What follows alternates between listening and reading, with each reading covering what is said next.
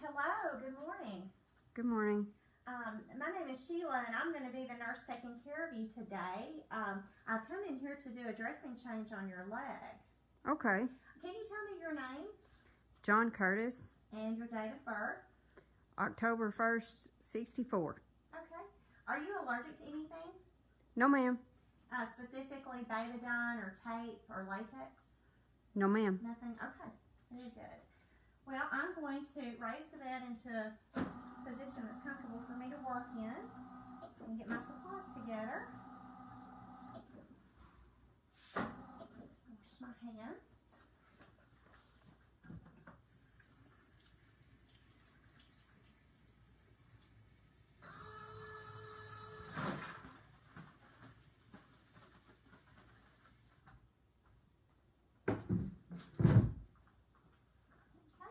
And when I get my supplies together, I know that I'm going to need a pair of clean gloves to take off the old dressing with. I always have an extra pair of sterile gloves on hand. I'm going to need some tape. And I always have something to measure with.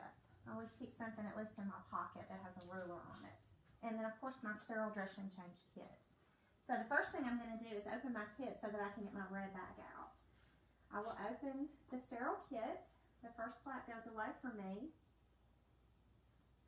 Side, I can only grasp that 1-inch border. Side, the last one will come towards me, and then at this point, grasping my 1-inch border, I can turn this to make it a little bit easier to work with. A red bag that I'll pick up without touching anything else. I'm just going to set it right there. If it's feasible to do that for your patient. If not, you can put it in a different place. Okay. Now I'm going to put my clean gloves on so that I can remove the old dressing and assess what's underneath.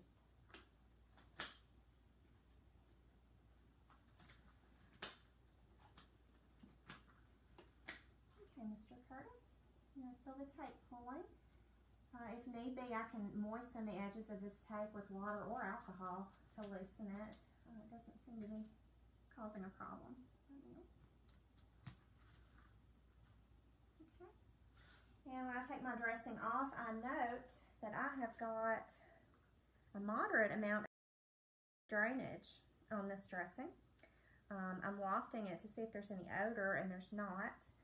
There's no active bleeding. This is actually dry. So I'm going to make note of that on my documentation. There is a slight amount of redness around the incision, and I'm also going to measure to see how long this is. And when I do that, I find that it is 8 centimeters long. It has 1, 2, 3, 4, 5, 6, 7 sutures in it.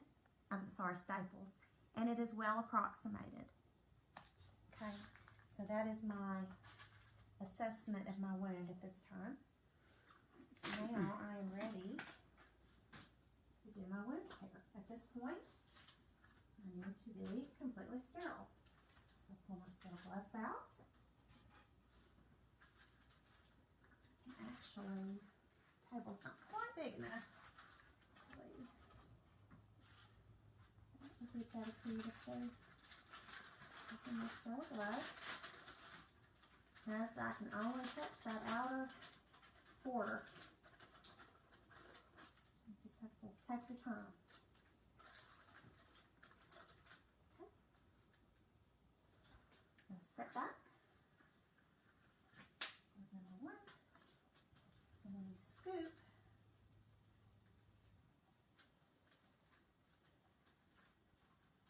Glove number 2, you cuff it like that. I will step away from my table and slide that one on. Okay, now both hands are sterile. I can't touch anything that's not. This is where feet really do come in handy. So now everything down in my kit is sterile, so I can go in here and manipulate and find what I need. Here are my cleaning swabs, and I'm going to use 3 of these. When you're cleaning a wound, you always want to go from clean to dirty. And the reason being that you don't ever want to take dirty and move it back over onto a clean area. So in this case, with this surgical incision, the cleanest area is going to be straight down the middle. So I'm going to start out with my sterile swab, straight down the middle, one swipe. That's it. You don't go back up, just one swipe down. My second swab, I'm going to come to the furthest outside edge of this. One swipe and down. And then my last one is going to be closer to me. One swipe and down. Of course, there will be situations in which you will need more, or different things may be ordered for your patient. But just for a general cleaning, that should be sufficient. Now I'm going to apply a new dressing. My hands are still sterile. And I'm just going to do,